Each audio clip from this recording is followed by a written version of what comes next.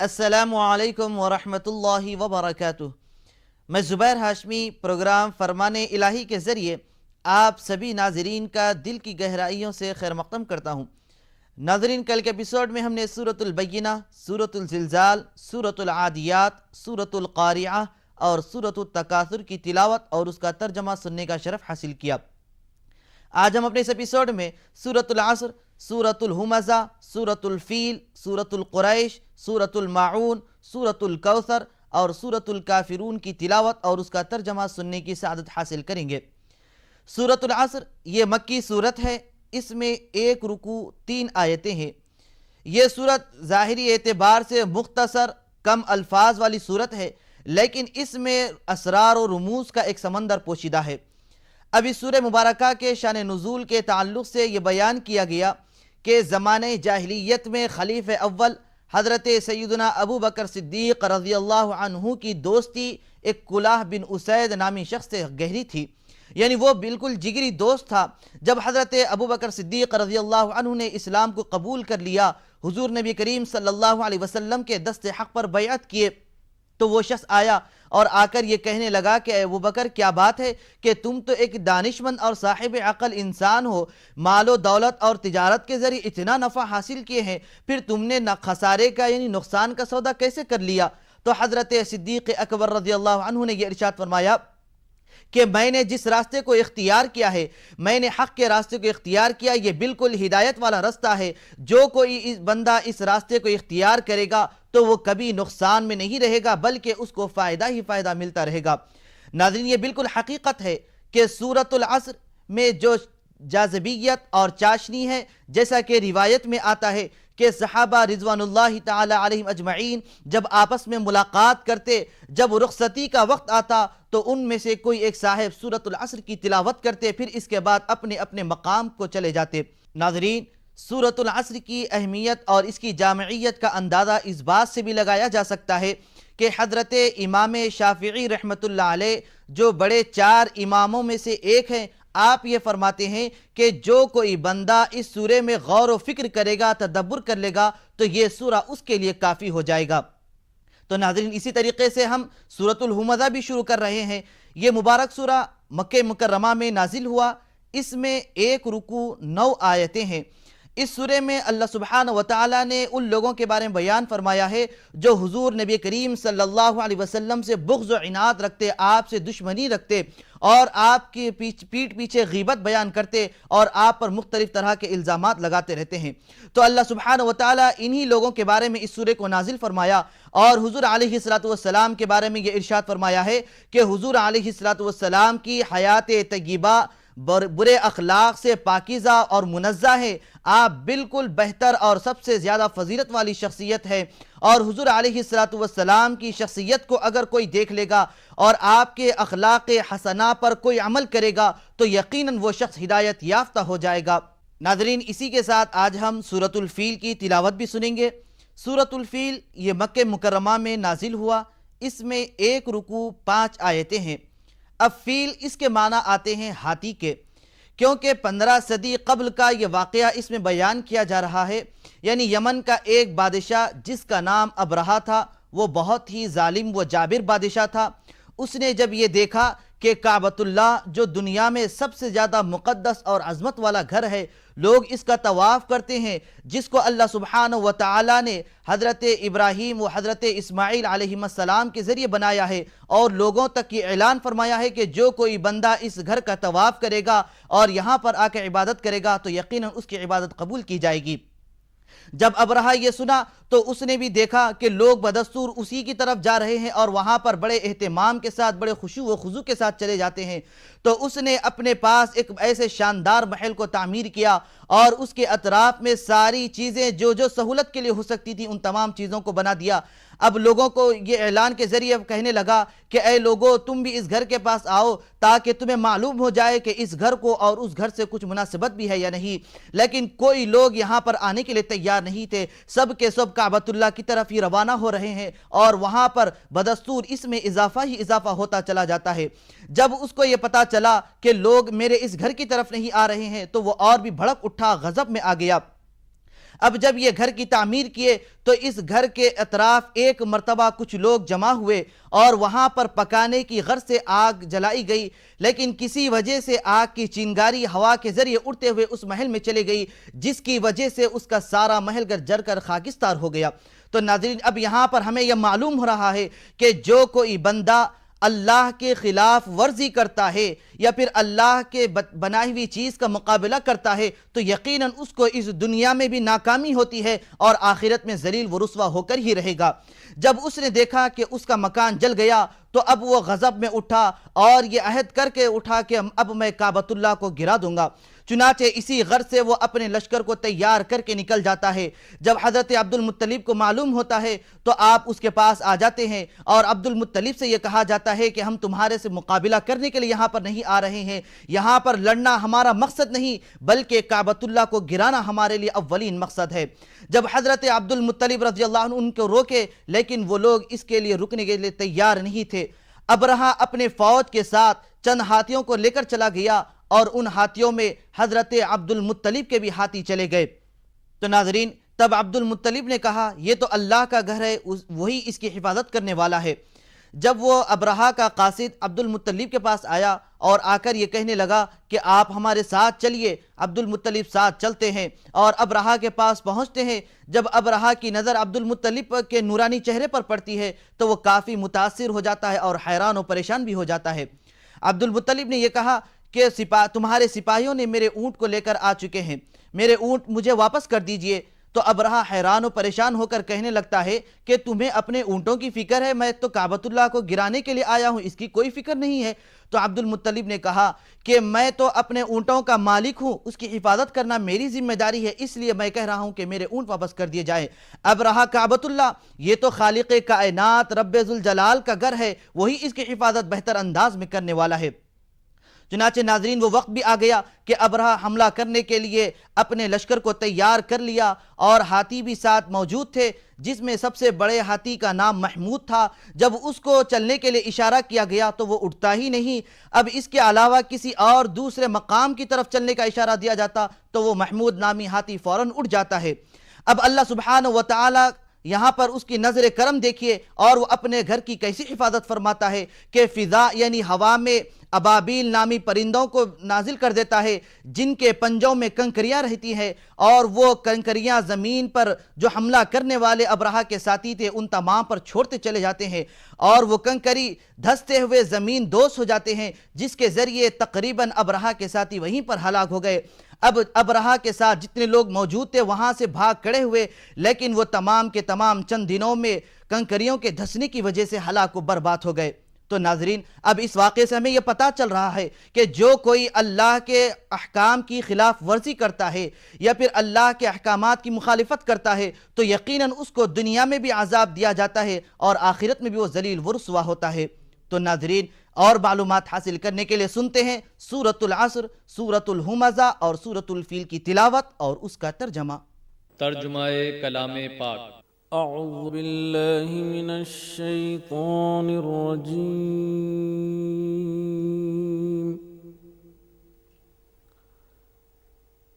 بسم اللہ الرحمن الرحیم۔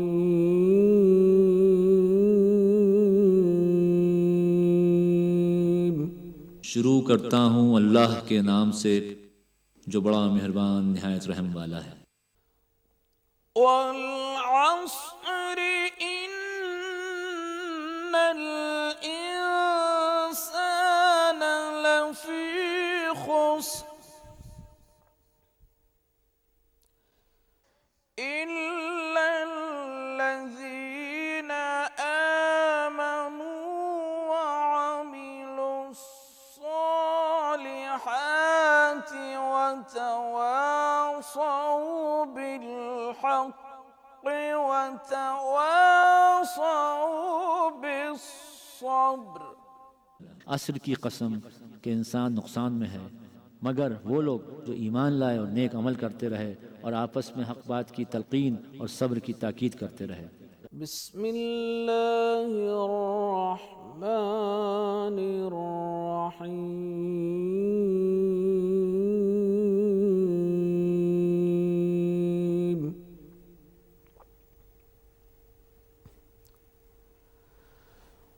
ويل لكل همزة لمزة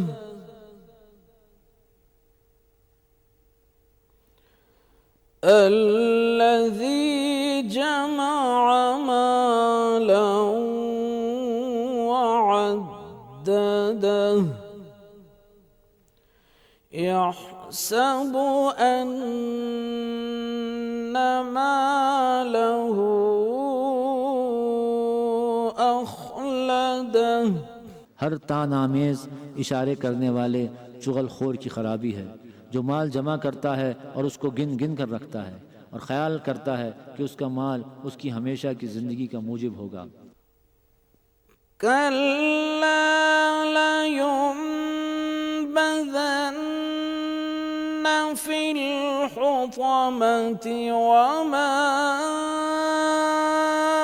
أدراك ما الحطمة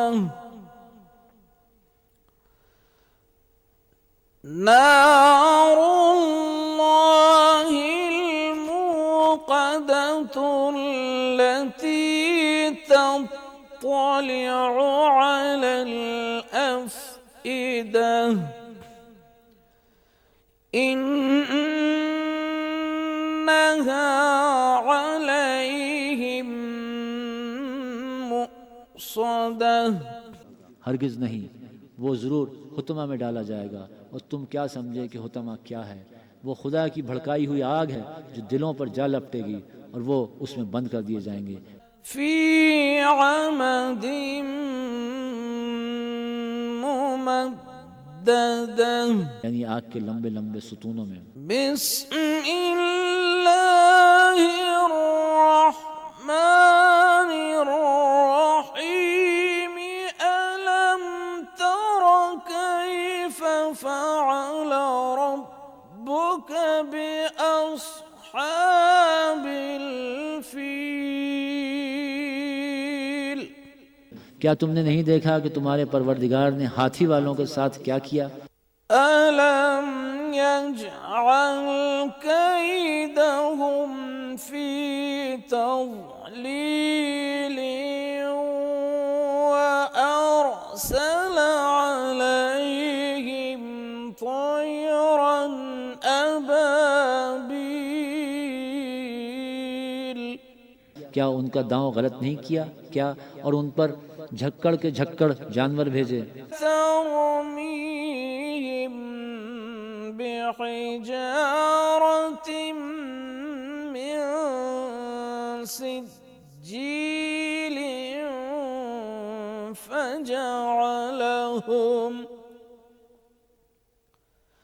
فجعلهم كعصف مأكول.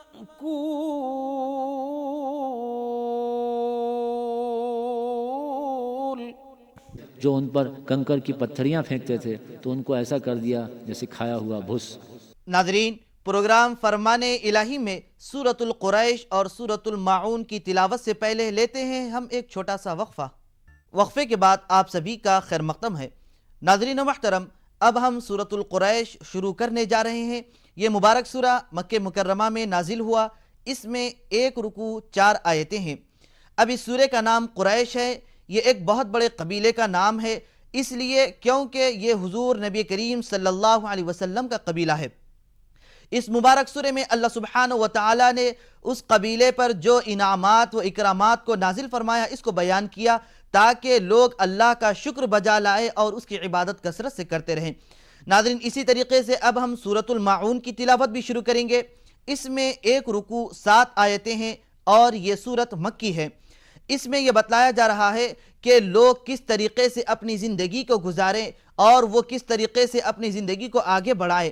اور آخر میں یہ بتلایا جا رہا ہے کہ خرابی ہے، ہلاکت ہے، بربادی ہے ان لوگوں کے لیے جو نمازوں میں غفلت برتتے ہیں، یعنی اہتمام کے ساتھ خشوع و خضوع کے ساتھ نماز جو نہیں پڑھتے، ان کے لیے ہلاکت کے بارے میں اللہ سبحانہ و تعالی نے اس سورہ میں بیان فرمایا ہے.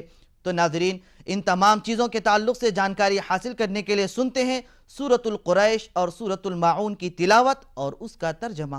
بسم اللہ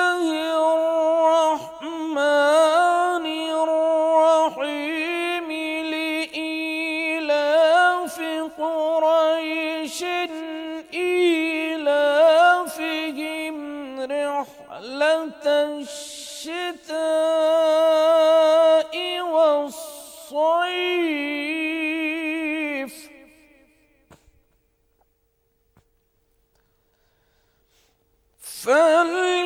فليعبدوا رب هذا البيت الذي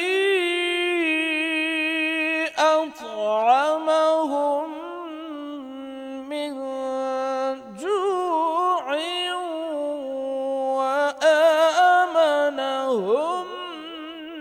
من خوف. قریش کے مانوس کرنے کے سبب یعنی ان کو جاڑے اور گرمی کے سفر سے مانوس کرنے کے سبب لوگوں کو چاہیے کہ اس نعمت کے شکر میں اس گھر کے مالک کی عبادت کریں جس نے ان کو بھوک میں کھانا کھلایا اور خوف سے امن بخشا. بسم الله الرحمن الرحيم أرأيت الذي يكذب بالدين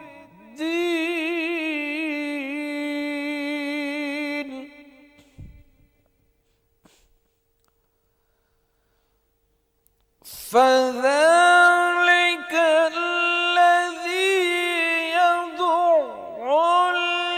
اليتيم ولا يحض على طعام المسكين.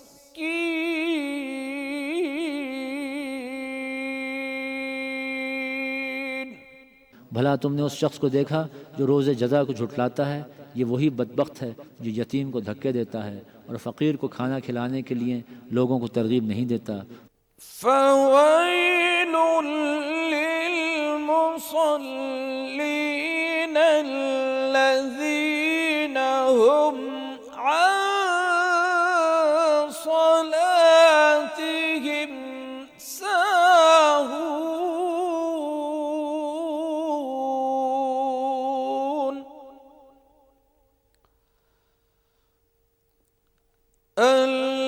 الذين هم يراءون ويمنعون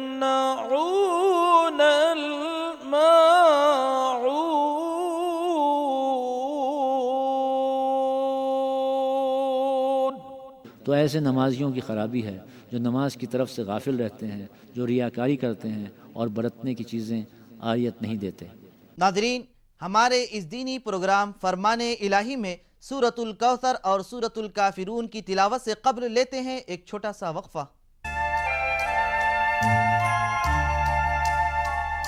وقفے کے بعد دوبارہ آپ سبھی کا خیر مقدم ہے.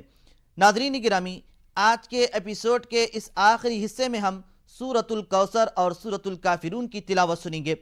سورۃ الکوثر یہ مکی سورت ہے، اس میں 1 رکوع 3 آیتیں ہیں اور یہ قرآن کریم میں سب سے چھوٹی سورت ہے. اس میں اللہ سبحانہ و تعالیٰ نے حضور نبی کریم صلی اللہ علیہ وسلم کے مقام و مرتبے کو بیان فرمایا ہے اور یہ ارشاد فرمایا ہے کہ ہم نے حضور نبی کریم صلی اللہ علیہ وسلم کو خیر کثیر عطا فرمایا ہے. اب یہاں پر جو منکرین تھے، مخالفین تھے، ان کا رد اس سورہ مبارکہ میں کیا گیا. اسی طریقے سے سورۃ الکافرون بھی شروع کریں گے. یہ مبارک سورہ مکہ مکرمہ میں نازل ہوا. اس میں 1 رکوع 6 آیتیں ہیں. اس میں اللہ سبحانہ و تعالیٰ کی عبادت کے تعلق سے یہ بیان کیا گیا کہ اے حبیب مکرم صلی اللہ علیہ وسلم، آپ یہ ارشاد فرمائیے کہ اے کافرو، میں اس رب کی عبادت کرتا ہوں جس کی تم عبادت نہیں کرتے، اور تم اس رب کی عبادت کرتے ہو جس کی میں عبادت نہیں کرتا ہوں. پھر اسی طریقے سے آخری آیت میں یہ بیان کیا گیا کہ اے لوگو سن لو، تمہارے لیے تمہارا دین ہے اور میرے لیے میرا دین ہے. تو ناظرین، مزید معلومات حاصل کرنے کے لیے سنتے ہیں سورۃ الکوثر اور سورۃ الکافرون کی تلاوت اور اس کا ترجمہ. بسم الله الرحمن الرحيم إنا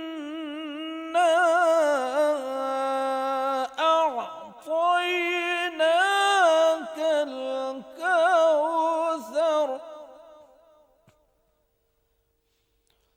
فصل لربك وانحر إن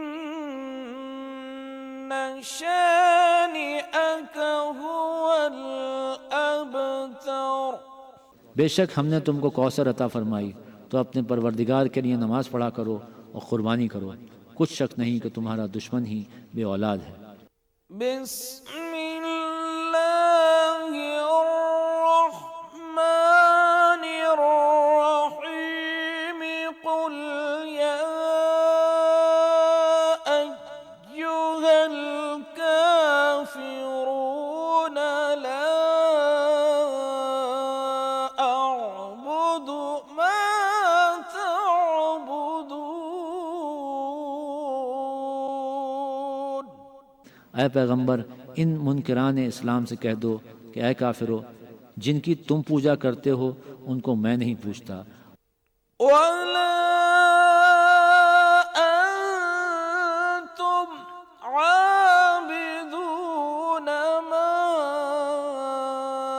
أَعْبُدُ وَلَا أَنَا عَابِدٌ مَا عَبَدتُّمْ۔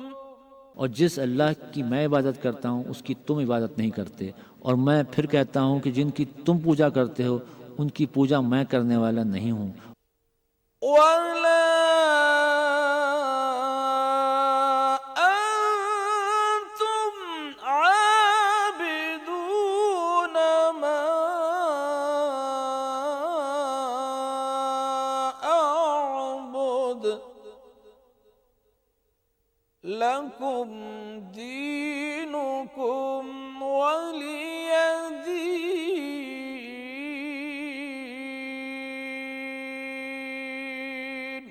اور نہ تم اس کی بندگی کرنے والے معلوم ہوتے ہو جس کی میں بندگی کرتا ہوں، تم اپنے دین پر رہو اور میں اپنے دین پر۔